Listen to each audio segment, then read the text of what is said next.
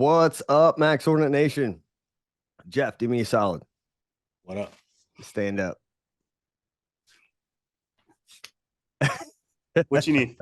Yeah, we're just enjoying the shorts, dude. Oh, I got nothing but hoochie daddy shorts. That's it. Yay. I got the same little 70 shorts going on right now. But if I stand up, you still won't be able to see it. The camera does not go as low as the rest of my body. Fair enough. It's a height problem. Fair So how's enough. that Jean-Claude Van Damme My knockout bump? knob on your forehead My there? knockout knob. That's why I Yeah. wear a hat all the time. I mean, you spent so many years just bashing people I in the gotta stop face. headbutting people. So, hey, today we're going to talk about the importance of a foundation, what's in your foundation, and where does your why fall into the equation? Because I kind of feel like those are all connected to each other.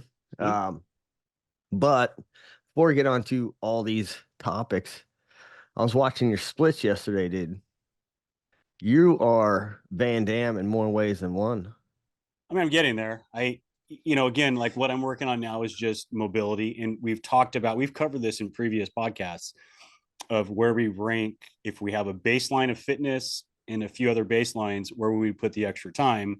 And I've always said flexibility, right? Yeah. So, but one of the things I think I kind of failed to mention is being passively flexible is one thing, but having to be able to have dynamic range, right? To be able to be flexible at that end range and have strength at that end range is a whole nother thing. So I'm just working on some mobility program, which is going to get me a lot more, allow me to get into those positions unsupported versus supported.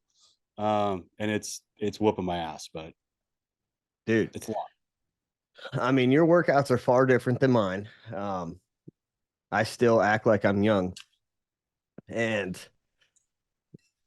I haven't done the 1 day 1,000 pound max out to see if I can hit 1,000 pounds in total weight yet.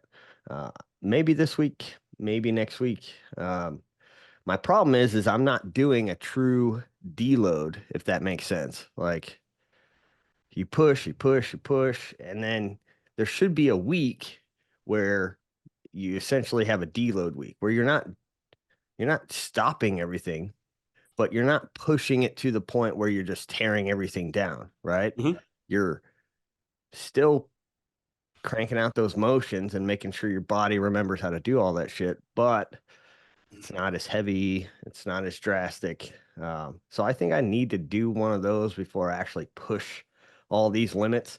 On top of that, just trying to make sure I don't get hurt. Like, So let me ask you this.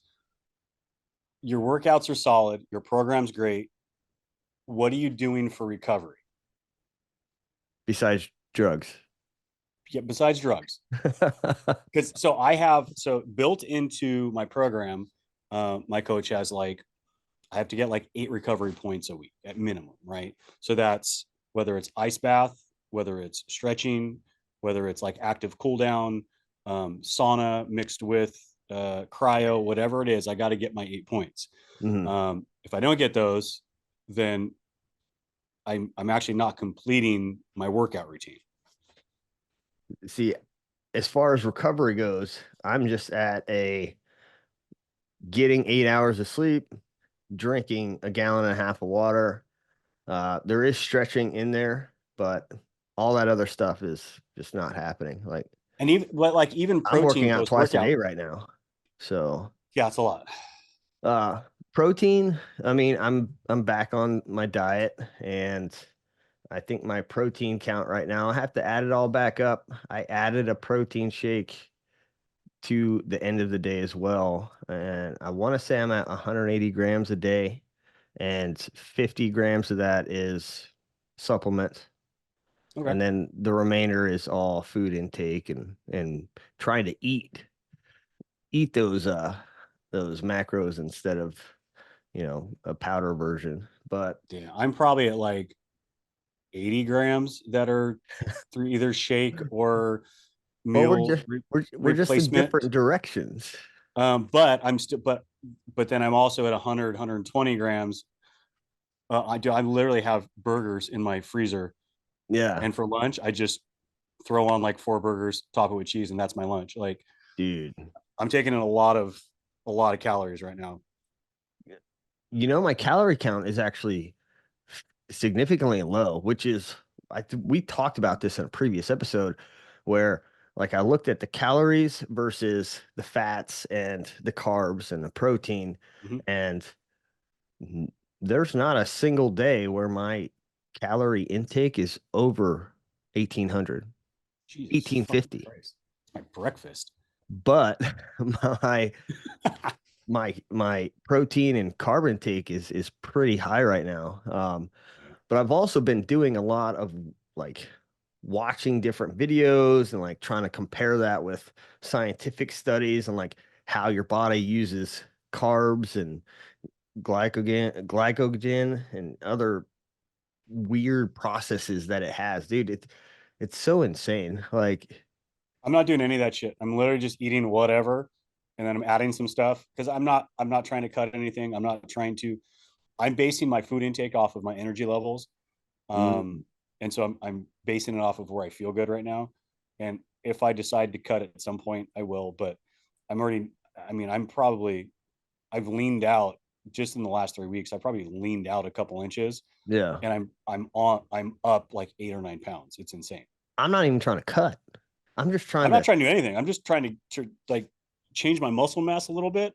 I don't care what I weigh or what I look like, and it's just naturally kind of that's where it's ending up. I know for me, if I'm not on a program where I'm watching what I eat and I'm eating clean, I will destroy any kind of sugary shit out there. Like, watch out. I Yeah, see, love, that's where I kind of that's one thing that's kind of it's a what do you call it? Not a rev limiter, but like a governor for me, where I can't take in a lot of sugar anyhow because I feel like shit. So naturally, I stay away from. I eat a little bit, but I stay away from it anyhow. So if I am gorging on stuff, it's just more meat. I'm like a crack addict, dude, when it comes to Oh, sugary no, shit. thank you. I have a My bag of Skittles and I'm down for 4 hours. God. So I put in the notes here, is there and we can add stretch, like mobility to this as well. Is there a defined, calculated relationship between muscular mass and the weight you're capable of moving, right? Hmm.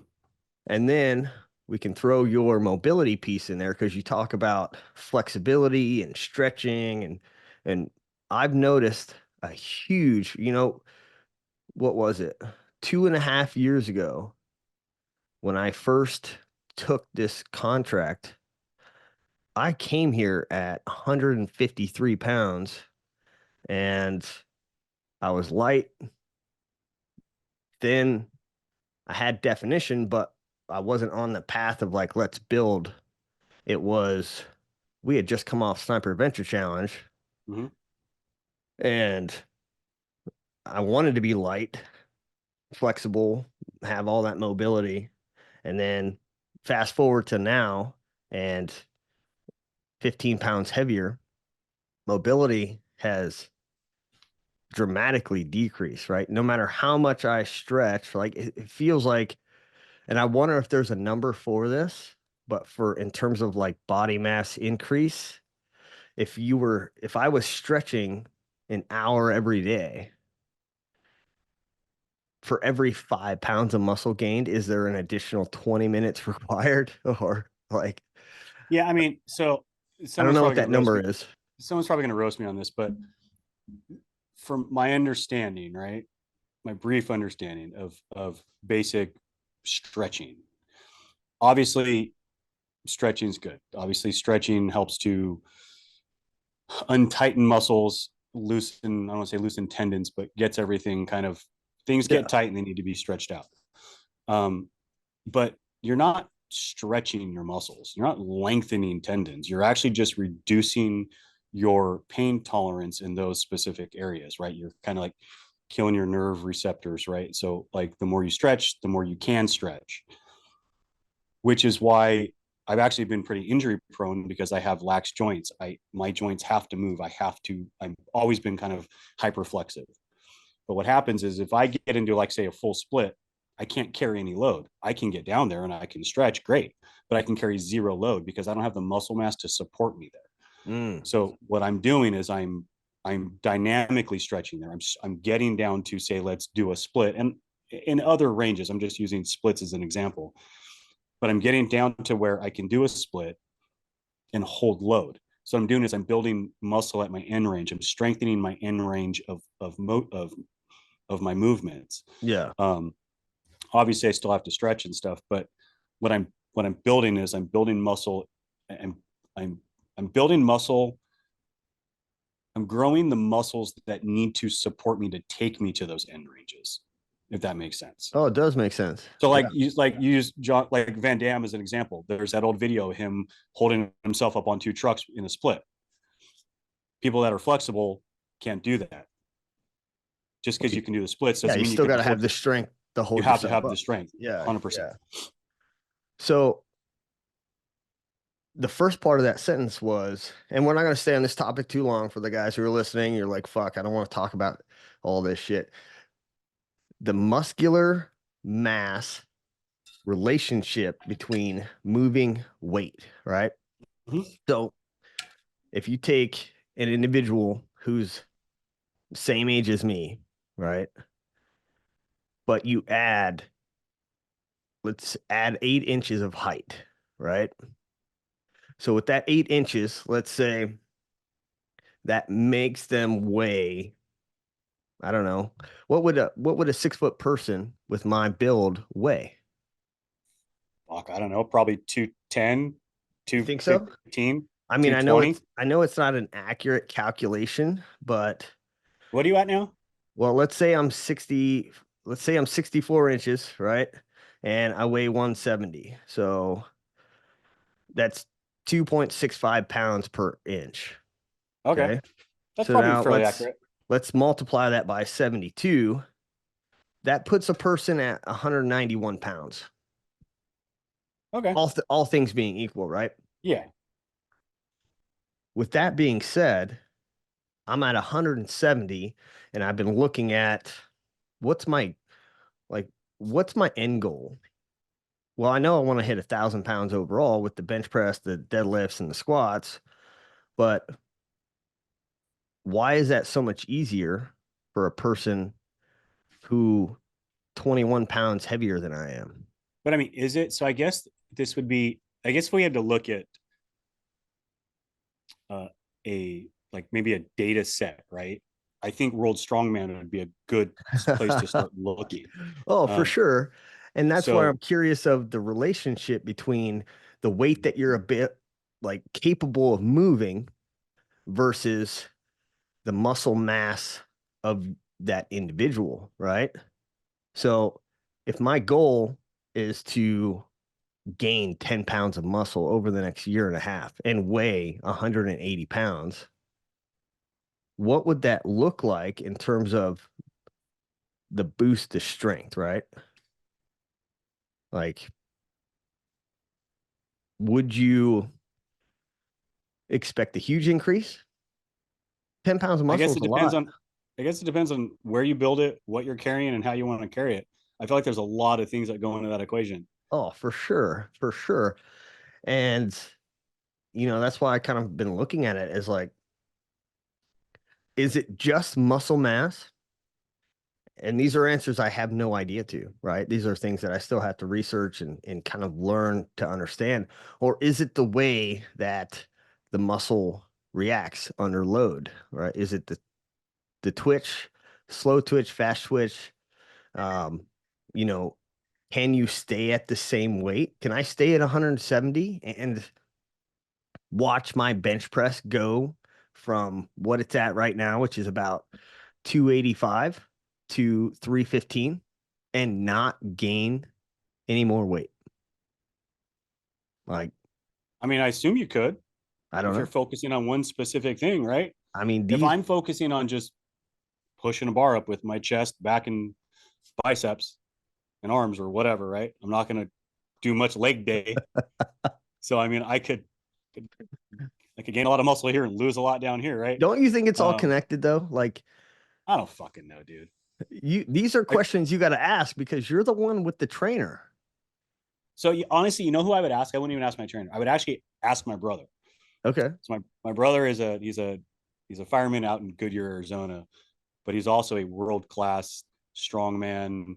He's does the ice. He did like the Arnold strongman out in Iceland or something like that. He's like friends with all the Nick Best and all those guys.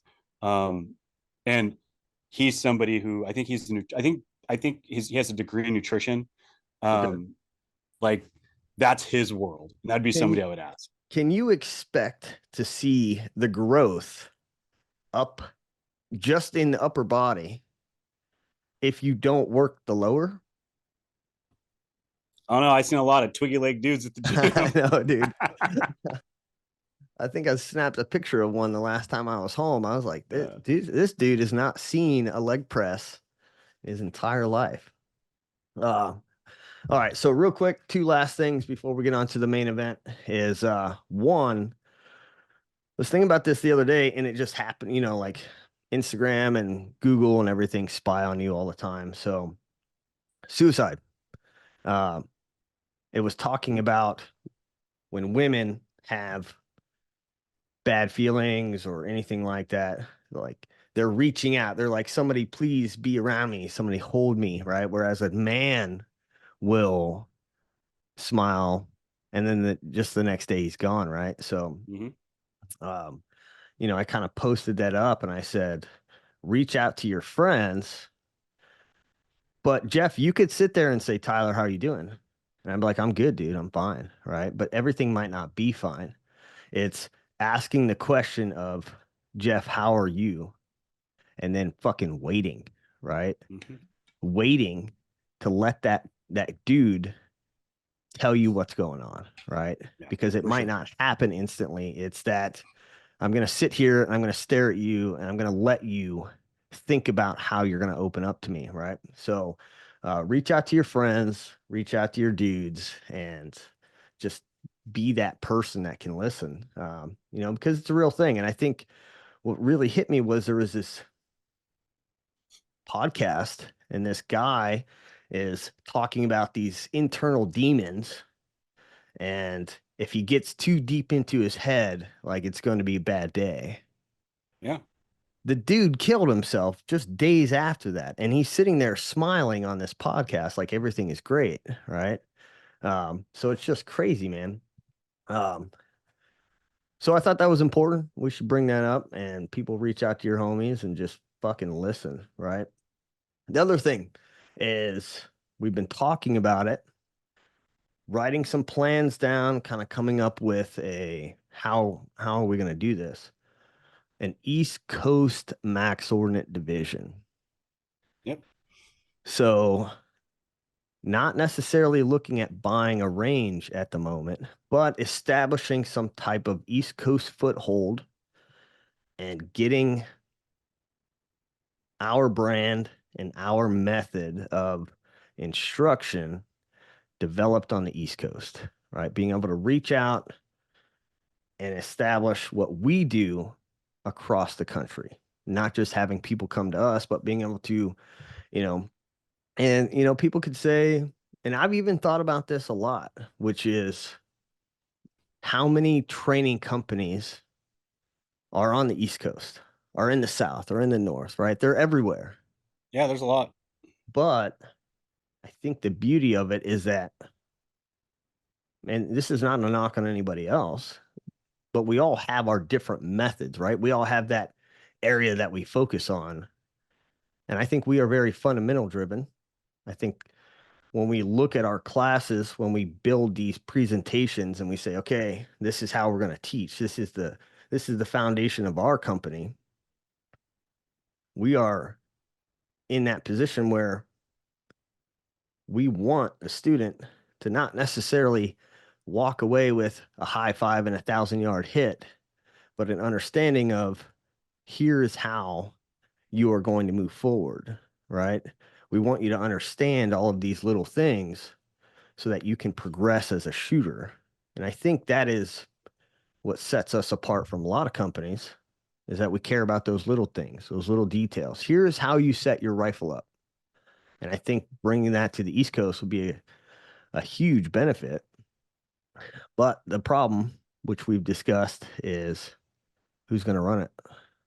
Yeah, I mean, logistics is always going to be an issue anytime we want to do something like that, right? So we have to look at, who runs it, where do we run it, what's the path to getting it out there. Um, I mean, I think, we have to look at a lot of things, whether it's we bring on instructors and train them our way. Do we send our instructors out there and get a foothold? I mean, who knows? I think that's how it has to be, right? Like we can find good people, right? And that is the other part of this. Like we have the two Nicks right now, Mm-hmm. and both dudes are great, but they're also different, and they're different from me.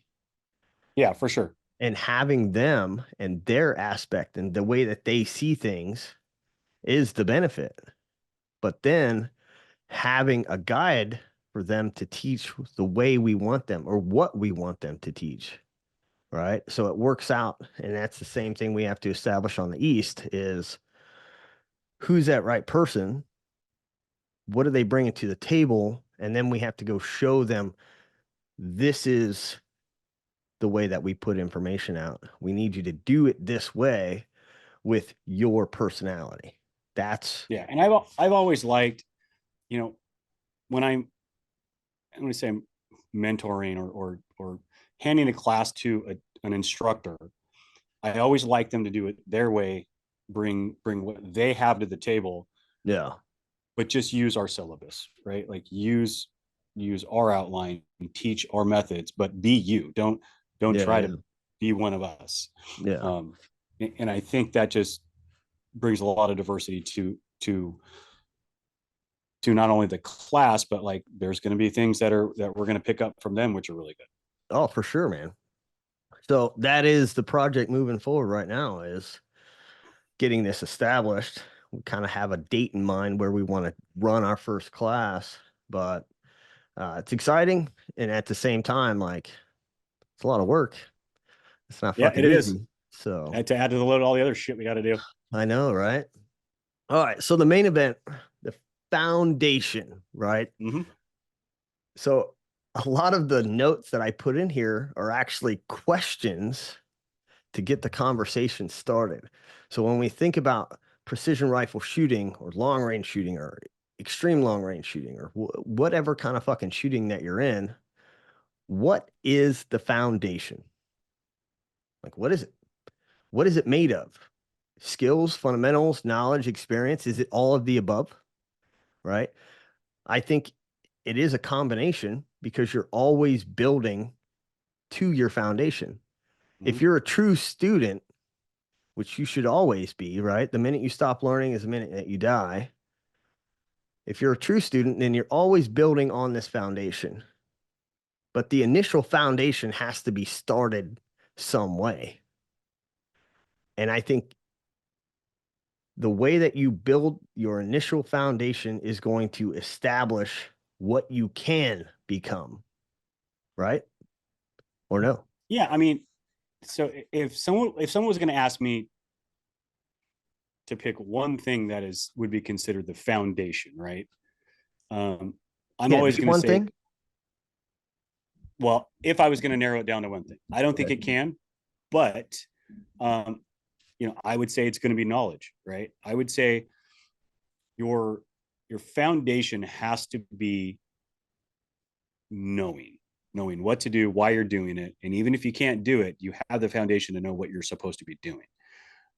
We can get into different skill levels and whether you can do certain things, but if somebody has all the skill in the world but they don't know what they're doing, they're not going to make the shot. If somebody has all the knowledge in the world, they can probably at least figure it out. I don't know, but anytime I get back to foundation, I always go back to drilling the knowledge of what you're supposed to be doing, not necessarily the skill. Do you think you're tainted by the method that we've established as our company's ethos? And the reason I ask Hmm. that is because you are you are focused on knowledge right now. But if you look at military, maybe law enforcement, and even some competitive shooters, they are taught what to do, but not why. Oh yeah. Oh, absolutely. And the knowledge is knowing why. But if Hmm. I only have X amount of time to take this one guy from zero to sniper so that he can perform in combat, Okay. I'm going to teach him what to do, not necessarily all the little whys, because I don't have time for that, right? He will have Okay. to he will have to establish the why over his lifetime. But Okay. can I get him ready to kill within this 2.5 month period and serve a purpose, right? So his foundation is not necessarily knowledge, but his Well, foundation is fundamental. so I would almost disagree, argument for argument's sake, that you're still teaching him the what, and Yeah, he's having to figure out the skill part of it, right, to be able to do it or don't. But you're only giving him the what. You're only giving him that this is what you need to do and how you need to do it. correct. So there's still a lot of, it's 99% knowledge based, and then he has to figure out the function portion of it, right? Um, Or vice versa. You're showing him the well, function and yeah, he's got to true. figure out the why. So I think a Here, well, foundation. here's where I here's where I run into some problems and I sort of get stuck on that, right? I get very stuck in ballistics and I get Okay. stuck in the math that it takes to do the job. And sometimes I do forget there's a portion where there's just a monkey pulling a trigger and Yeah. you got to teach him that part. Um, so yeah, you're right. You maybe can't have one without the other. So what I'm thinking about right now is all the different little intricacies of precision shooting and the experience that I have where we have cops show up who have never attended our basic course. Mm-hmm. They're at the advanced course, and we have to spend an entire day on here's how you set up your rifle and why. Here's why recoil management matters and why, right? And it's the same thing with the military. I'm teaching an advanced course here, and we have to go back and we have to establish here's how you set up your rifle. Here's proper placement in this area, right? It's not in the pocket of the shoulder, it's here. Why, right? If they were being taught the why in the beginning, we wouldn't be doing this, but we are. Yeah, I mean, I can think back to I don't know how many years ago my first post sniper school where I was surrounded by guys who had never even picked up their rifle. And to be fair, maybe we're good marksmen, but the only goal of that class was to hit targets and work on liability things, right? Like a lot of like paperwork portion of it, but it was most of it was just making the hits to get signed off. There wasn't a lot of fundamentals worked into that class. So, you know, if I were to ask any of them about fundamentals, it's probably going to vary by it's going to vary person to person on what they decide is a fundamental. Can you make the hit or not? Is it a Well, fundamental though? Like, I don't know if I agree with that. Like, oh, I don't fundamentals, either. the fundamentals are the fundamentals, right? But 100%. how you build a person's foundation can change. Yeah. Well, I mean, we just discussed it. Like in law enforcement, you go to a sniper class, and here's Jeff. I'm going to teach you, Jeff, how to take this shot on a human being and shoot him between the eyes within 100 meters, 100 yards, and I'm going to teach you when it's appropriate and when it's not. I have just laid your foundation with the capability in mind of here's a 6 inch by 8 inch head, and I need you to put a bullet in it. Mhm.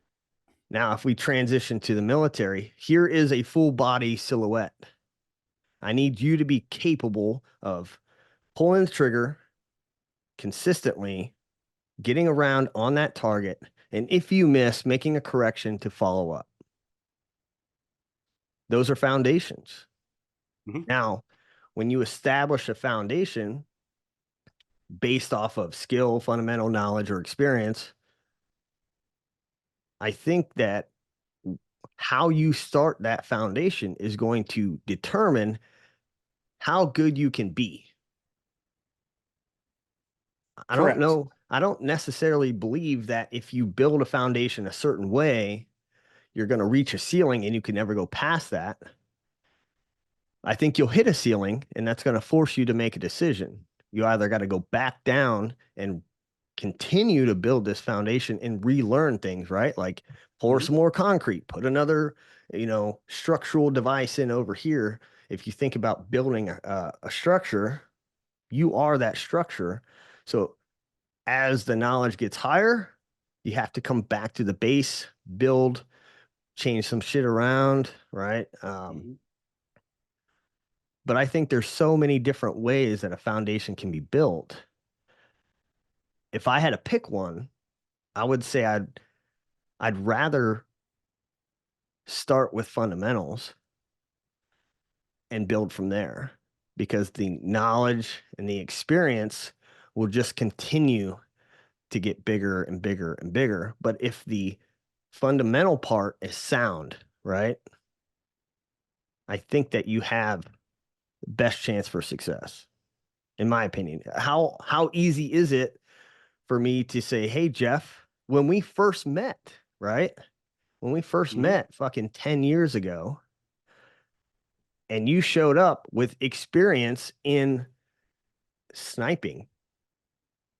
And then I'm sitting here saying, "Jeff, this is what you have to do." How easy is that for you, a person with all this experience, to say, "Shit, have I been doing this wrong this whole time?" Which I did. So, like, what's the easier path? Learning those fundamentals the right way from the beginning, or getting to year 15 and saying, "Fuck, I have to change some shit." Maybe it is easier that way because you have, as long as as long as the shooter can put the ego aside, you have that knowledge to say, "Well, this makes fucking sense. I do have to change some shit." And it happens to me all the time where something that I thought I knew is no longer true, right? When you dig deeper into it and you're like, "Okay, fuck, there's data to support this," right? For a long time, I believed the rifle had to be here, but there was no relationship with how that affected recoil management. I Mhm. thought the scope should be as low as it can get on the rifle. I thought your body should be as low to the ground as possible, right? But fuck, like eight years ago, I started to see a difference. Like I personally started to dig into why these things aren't necessarily set in stone and why my thinking may be wrong. But I mean, it's no different for anybody else as Yeah, I don't think foundation. there's much difference between sort of as you grow as a shooter, learning new techniques versus on your own versus being a shooter, going to other classes and learning that what you've been doing has been wrong and trying the new stuff, right? I think it's kind of the same thing. We're all, for the most part, as a group of shooters, we've all started back in load your bipod, thumb all the way around the grip. I mean, we all started there and we've all sort of transitioned. The difference is some people came along for the ride as the as the SOPs changed and Yeah. as new data came out, right? And some people didn't. I know I got good buddies that are great shooters, still on the team, still shooting, still doing their thing, and they are absolutely shut off to anything else. It's Yeah. like, okay, cool. So with that, you think it's easier as an open-minded, experienced shooter to look at something and break it down? Because I found myself doing that all the time where I can't say that I know the answer to everything, right? Mhm. But I will get the craziest questions. Why is this happening? What is this? What's happening? Like people are coming to me with, I need the answer. And I'm like, well, hold on. I don't have the fucking answer, but let's break it down and look at every little step and figure out the why. Right. And I think with a foundation and experience and the knowledge, you can look at these different things and you can legitimately break issues down and say, this is what I think's happening. But you can't stop there because at that point, now you are in this scientific role. We think we've identified what the problem or problems could be. Now we have to test each one to see which one is actually affecting that Mhm. that question, And, right? and you have to then, I don't want to say unlearn, but you have to untrain habits Yeah. in order to put this new thing into effect. Right? I think a good example is um, uh, not my first, but maybe around the same time when we first met, first few classes I had attended, um, and Melissa showed up, and my wife had zero shooting experience behind a rifle. Um, didn't need to unlearn or question anything. Just said, "Oh, this is what I'm supposed to do," and outshot me all day.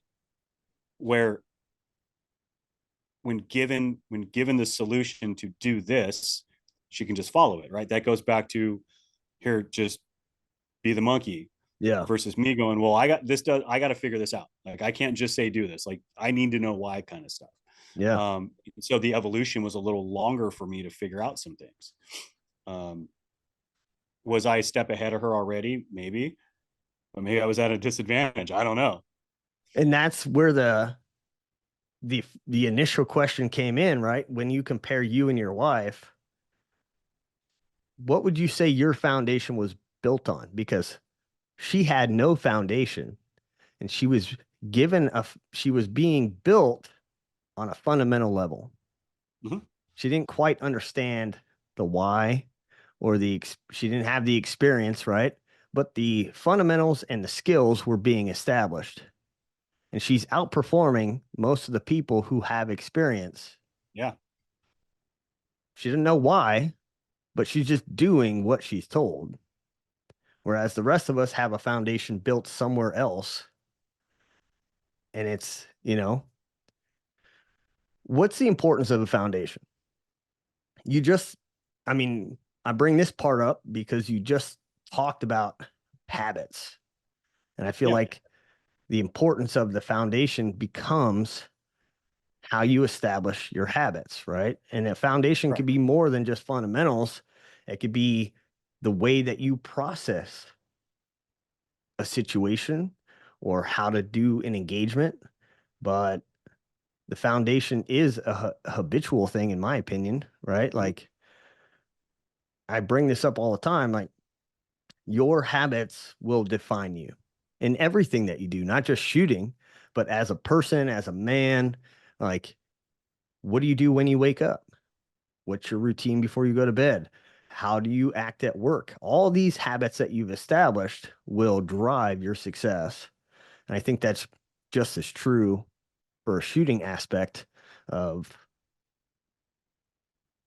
the habit will be who you are. And Yeah. I mean, so I think a good example, and it even changes as a shooter where you excel, right? So, um, before I even got into law enforcement, I mean, I was probably 12, 13, 15 years old. I was shooting F class and silhouette, right? That was my foundation of hunting, but my precision rifle shooting was F class and silhouette.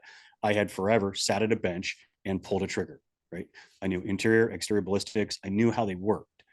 So when I had finally gotten into law enforcement, laying on the ground prone was foreign to me. Yeah. And to this day, I still struggle with it, right? Physical limitations, but it doesn't make sense to me because of where my foundation always was, which is why I've always excelled at positional shooting, different unsupported, supported positions and things where I have actually always struggled shooting in a prone position or doing training that way. Yeah. Whereas there's other people that it's the complete opposite. Get them on the ground. That's their foundation. That's where they grew up shooting. But as soon as you raise them up a little bit, put them on a tripod or put them on a bench, it's foreign, right? Now, we're both accomplished shooters. We both do the same thing, but our foundation is different, even though we have similar fundamentals. So with that, we just talked about habits. Would you say habits, like you have a foundation, right? That is who you are as a shooter. You can build on it, you can change it, you can adapt, you can grow. Mhm. Would you say habits, the habits that you built, are what allow you to adapt to pressure? Oh yeah, for sure. Because you don't, as with things established as a habit, you don't have to think, right? Yep. Um, would you I, would you I call that a equate it. I process? equate it to what's that? Would you call that a process? Yeah, I would. Okay. I've always equated it to when I take people night shooting with me. Guys that do really well are guys that are used to working their rifle in the dark and being able to fire, check their system, reload, do whatever they need to do without having to check their rifle. Yeah. Um, that's all just part of their process and their habit that they already know how to do it, right? So when I take them to this other environment that is something different than what they're doing, their process and their habit is what helps them excel at it, right? And then I got guys that are good shooters, but they go out there and you put their rifle in the dark and they're just fucked. They don't have those habits established. Yeah. Yeah. No, for sure. Last week we talked about the basics equal the fundamentals, right? We Mhm. defined basic, and in the definition of basic was fundamentals. So, have you heard of the Circular reasoning. concept? Yeah. Have you heard of the concept two steps forward, one step back? Or if we think about it in like a pyramid fashion, two steps up, one step down, right? Mhm. You start with your foundation, you take a step up, another step up, and then you come back down, right? And you're constantly building every level below the one that you're currently working on, right? So, with that line of thinking, you're always building the level below what you're establishing, right? And I think that's how you grow foundationally as a shooter is that you never forget what's holding you up, right? You're always trying to build that base. You're always trying to still like if you can get into the prone, build the perfect position and take a shot, right? I've been shooting for how long? I've been teaching this shit for how long? Competitively, military, law enforcement, everything. But I still feel like my foundation, my perfect shot can't be accomplished 100% of the time when I jump behind the rifle. And it doesn't mean I'm not going to hit the target. I Mhm. hit the target first round all the time. But I'm talking about can I grab my rifle, get into my position, whatever that position is, take the shot, and have my recoil drop me right back on target? Is that 100% guaranteed it's going to happen on the first shot? It might not, right? Yeah. There are times where I've gotten down, boom, I take the shot, my reticle drops right back on the target. I'm like, fuck yeah. And then there's other times where take that first shot and my rifle jumps 2.5 mils to the right. I'm like, damn, my recoil management's off. It's not Yeah. perfect, right? And those are things that I recognize where I'm like, okay, I am not where I want to be yet because I cannot guarantee every single shot is going to do what it's supposed to do. Now, I'm not referencing a 6BR or a 223. I'm talking about a rifle that actually has recoil to it, where that 308, I'm going to take that 308, I'm going to take that shot, and I'm going to learn off that first shot. Was I perfect or was I not? Right. And for me, it's not 100%. And how long have I been working on this? And I Yeah. still haven't got to the 100% yet. Right. So, always thinking, build that foundation, build that foundation. I want to be perfect in the basics. Right. There's But a, it's hard, right? So it's with any sport, whether it's football, basketball, golf, shooting, whatever it is. When you learn something new and you put something new into place, you get slightly worse for a little while. And people struggle with the suffering sometimes. yeah, Um, that's where I think the elites are set apart, where people, those guys are okay with, I'm not, I have to put this in place because it's better. And I'm yeah, not going to take that next step up unless I put this in place. Right. So most people will just like try this. It's hard. I'm just going to keep doing it this way. And they're going to just hit that ceiling. yeah. Whereas the elites will take that 2 steps up and 1 step back. No, for sure. The, that might be relative too. You Yeah. take this elite guy, and this elite guy says, "Ah, I'm struggling. I'm in a slump right now." To outside world, everybody still looks at him as like, "Holy shit, this guy's so fucking good." Mm-hmm. But to him, to himself, looking internally, he's like, "No, right here, this spot right here, this needs work." Other people don't see that all the time. Yeah. So, is it important to know your why? Right. And when we're talking about your why, I'm not talking about the why behind the fundamentals. Why do I need to have my rifle set up this way? Why should this happen? Why? I'm talking about your why. Specifically, do like what drives a person to be the best, right? They got to have a goal. Is there anybody out there who just says, I'm going to be the best at this for no reason? I mean, I'm sure somebody out there just wakes up and chooses violence every day, but you know, I think if you wake up and you're choosing to be the best at something, there's going to be a motivation. There's still got to be Um, an underlying reason why, right? yeah, Even if you wake up every day choosing violence, maybe it's because that violence just makes you feel so fucking good yeah, that for you're sure, right? chasing it, Maybe right? that's your motivation, right? So I think you got to have a why to establish goals. That's my personal opinion.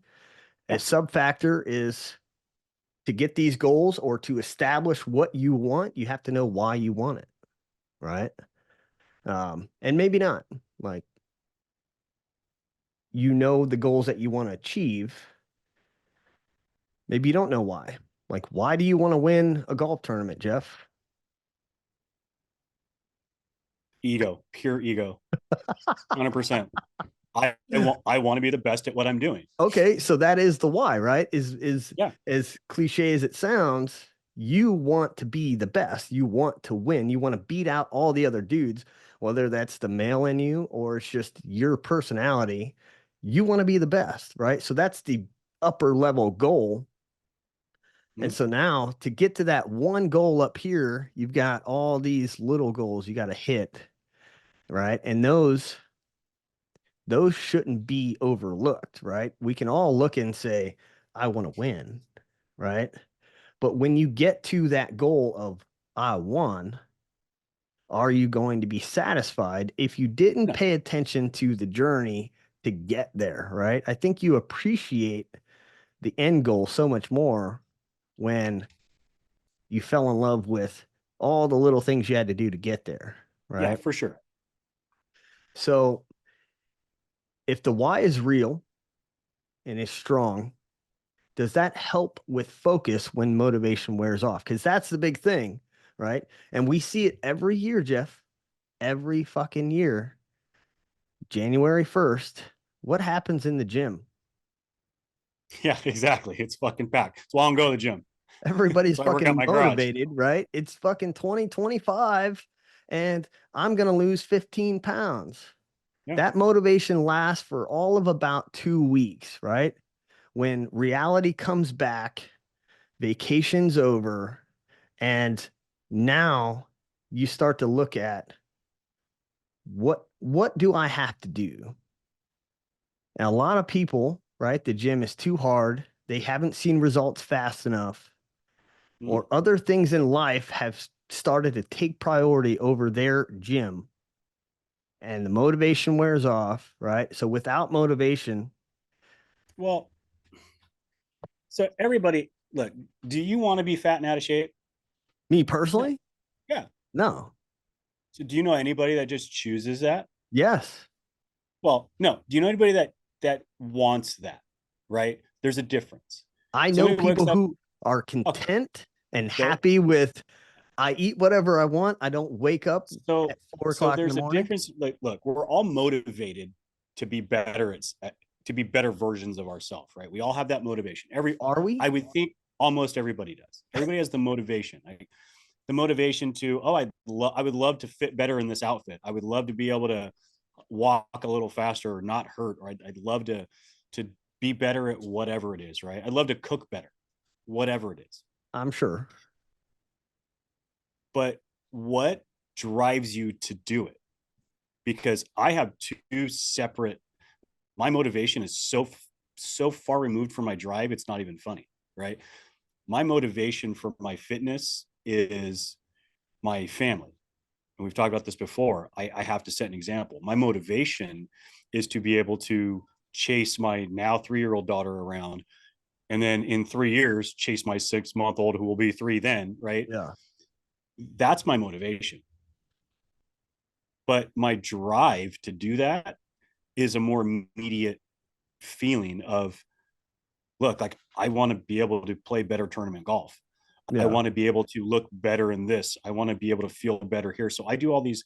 My drive is actually unrelated to my motivation.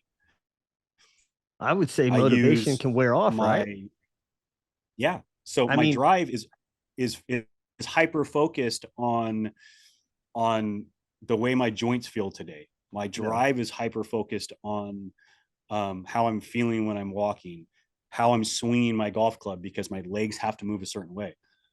That's not my motivation. Like I don't like, yeah, I like to play good golf, but whatever. I But mean, my but motivation motivation is the and family, and they're drive, like those two things,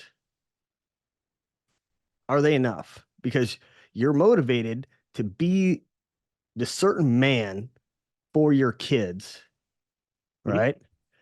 And it sounds shitty the way I'm going to word this right now, but there may be days where that motivation's not enough, right? Fucking A, It 100%.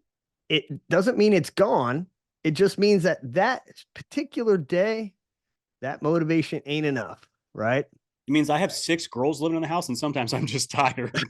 And drive could be very similar to motivation, like what's driving you. And I agree, they can be different things, right? I want to perform well in this aspect of my life. That's my drive. My motivation is I want to be this awesome fucking guy for my kids who are growing up, and I'm fucking halfway to an old man. But with both of those things, I think when the motivation isn't there that day, when the drive isn't lifting you up on that particular day, that's where your fucking habits come into play, Yeah, and right? that's where you Because start building an accountability for yourself. yes, right. And if you, 100%. it's so weird that we are such creatures of habit, but when I don't have anywhere to be on a certain day, I still fucking wake up at 4 o'clock in the morning. Mhm. Like, what am I supposed to be doing right now? Right. Yeah. The hard part is when, let's say I wake up like today, right? When we do this podcast, I know I can't go to the gym. I could, but the place closest to my house doesn't open until 5 o'clock in the morning. That's the exact time that we're on the show together.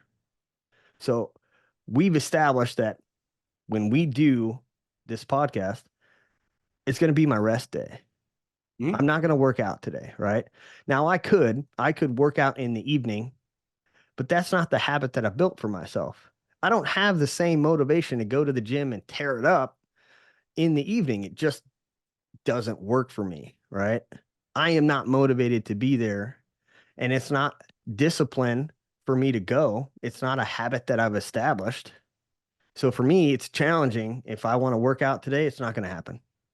Yeah. It has to be at a And certain time. yeah, and for me, that's exactly what I do. I try to put my rest days on the days we podcast, but my accountability is I put that little piece in a place where I have to check in with my coach Yeah. for the next 6 months. Um, and so I just move it to the evening, right? But my situation is different because I have a home gym. So for me, I've created zero excuses to be able to not do it when I need to do it. Um, Sometimes you have to cheat yourself. Like I got to just set it up so it's easy, right? Having your slippers at the foot of your bed. I can't walk around barefoot because it makes my back hurt. So I got shoes at the foot of my bed. When I get up, they're just there because if they're not, I'll walk around for half the day, half the morning, and then my back hurts. Right? Yeah. It's setting yourself up for success. Is sometimes kind of cheating that drive. I would say each individual person is different, where Yeah, my habits and my discipline are so intertwined that I have to obviously give a little in terms of like things don't always go the way you plan, right? But what yeah, for things are sure. inside my control? Well, I know I can wake up at 4 o'clock in the morning and go to the gym. That's Mm-hmm. inside my control, right? Other things I know that there's going to have to be a give and a take. Like maybe my day doesn't go the way that I think it will. So midday when I'm planning on doing something, it gets fucking tossed to the side, right? So I have discipline to execute all the things every day that are in my control at a certain time. But then I also have the discipline to execute things that have to be done every day, even when I can't control when they get done, right? Yeah. Like, I want to edit this video as soon as we get done. Is it going to happen? Probably not. But I know at some point today, it will have to get done. Whether it's in the evening, it's at lunchtime, it's whenever, right? But it has to happen today. So, um, and I think certain people are better at these are all the things I need to do today. I'm going to get them done whenever I can get them done. You're one of those fucking I'll, people. I'll do what I can do when I can do it, but it's gonna get fucking done. I just don't know when. Exactly. Yeah. I can't even operate like that with certain things in my life. I have to do them at a certain time or I'm like, fucking, I ain't doing it today. Like, But yeah, right. So part of that's knowing the hands you're dealt, right? Like the cards you're dealt. I got kids that the nap times vary. So I have a plan every day. But sometimes it's out the fuck. Yesterday, my 3-year-old didn't sleep. She just dude, was like, I'm not taking a nap. So I didn't get to work out. I didn't get to do a lot of things I need to get done. And here I am in the garage till 10:30, 11 o'clock at night working out because I still have to do it. So my plans just pivot. I mean, Whatever. No big everybody's deal. got a plan until they get hit in the mouth, right? That's Your right. plan is I'm going to get hit in the mouth and I'm going to fucking, work around that shit. When you get thrown Whereas, up on and then have a peanut butter and jelly sandwich thrown at me, that's yeah, dude. what I deal with. So main goals with smaller sub goals for each, right? The feeling of accomplishment to keep you focused. Is this the why? Or are goals simply measurements and success points that lead you to knowing if you're ready for the why, right? I know it's a complicated sentence there, right? But you got all these small goals that lead to one big goal.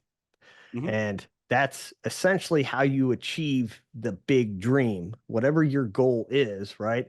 You establish small little steps, success points, and you have the discipline to hit each one of those. Are those goals a measurement and success points? Do they lead you to why are you doing this? Or do you have to know why you're doing this to establish those little goals? Or is it both? I mean, I think you got to know why you're doing to establish goals, right? But I think so. you know, because you don't know how lofty your goals are or how far apart to set them, your little mini wins, if you don't know like why and what your end goal is. So you definitely need the why in order to set these little mini goals. I have a ton of little mini goals, and but I know where they're leading me.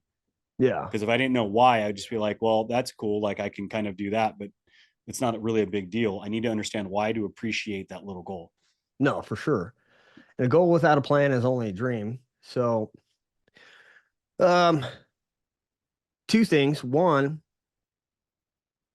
I saw this writing. I don't even know who said it, right? But it says discipline is conditioning your brain not to give a shit if it's hard or if it hurts or if it sucks. If it needs to get done, it gets done, right? And then it says like, and this is one that we've all heard, which is don't complain about results you didn't get from the work that you didn't put in, you know? Mm-hmm. And I feel like there's a lot of shooters who are that way. And I had jumped into the Max Ordinate team chat the other day, and it was interesting because I had listened to this audio that said, if you just practice, right? If you dedicate yourself for, let's say, dry fire or going to the range once every 2 weeks, you are 50% ahead of all the other shooters out there because 50% Yeah. of the shooters are not dry firing in their house, right? If you, let's say you dry fire twice a week, how many other shooters are doing that? Realistically, Not a lot. not 100%, right? So you're 50% above those people already, right? And that just takes showing up every day or every other day or however many times you establish yourself to dry fire. But people, the shooters are not dry firing like everyone claims to be, right? 50% are bullshitting you. So if you hold yourself to that standard of I'm going to practice once a week or twice a week or whatever it is, you are already 50% better in terms of your discipline and your training than those other people, right? And you will eventually catch them and beat them. So I have this graph, Jeff. I'm going to throw it up on the screen here. It talks about the strategic planning cycle, right? And you can see at the top, it starts with goals, right? But it's a circle, so it never really ends. Yeah. Um, but where do we want to go? And that's kind of what we talk about is what is your why? Okay. And then you look at what's the desired outcomes. So you establish at the top, what's my goal, right? What's my why? And then that's where all those little sub goals come into play, which is how do I get there? And then you've got strategies and measures and targets, which could be those little goals, right? How do I measure success? For that one, I feel like that's the biggest fucking part of all of these plans that fail, right? We just talked about people who start on January 1st going to the gym. They don't see the results they want to see. They don't see the end goal after 2 weeks. So now I'm going to stop going to the gym. It's not worth my fucking time. So, how do you measure success? Even if it's a small step forward, I think it's important that you are able to measure success, which boost that motivation, right? I feel like motivation is a, it's got its highs and lows. You're going to be Mm-hmm. highly motivated and it's going to slowly drop to the bottom, right? You're going to rock bottom, but then you're going to hit that little success goal and the motivation is going to shoot to the roof, right? And I think you need that tied with discipline to achieve the overall mission, right? And how did we do, right? What are the results? And then it starts all over again. How do we improve? And then what's my goal? And you just keep going around in this vicious circle. And dude, is there a better way in a generalized sense to look at how am I going to complete this plan than that? No, I mean, I think that's pretty much it. I think the hard part is always recognizing the little small achievements. Um, it's one of the reasons, I video almost every one of my workouts. It's not to post to Instagram the little clips and whatnot, but what I do is I'm actually recording stuff, sending it to my coach, and I'm recording stuff and just saving it. And I will go back and I catalog them, and I track my progress, right? Yeah. How much was I weighing? How much, weight did I push? How low was my stretch? How did I look when I was doing these? But it's very hard to measure unless you're actively looking for success. Um, that's also a mindset thing, right? If people like me and you do something and we don't see instant results, we don't go, okay, I've been doing this for a week. I haven't seen the results I want. I'm done. Well, maybe you don't. Maybe your little mini goal isn't a week out. Maybe your mini goal is a month out. Be patient, right? Um, Patience is the hardest part, ain't it? like I said earlier, knowing the why knows how lofty you can set those little sub goals. Because if you don't know why, you may put those goals too close together and you don't see it. Yeah. I mean, I think it's important that you know yourself, right? The more 100%. you know yourself, the better you can establish this plan where, you know, we can take for one, let's keep it shooting related.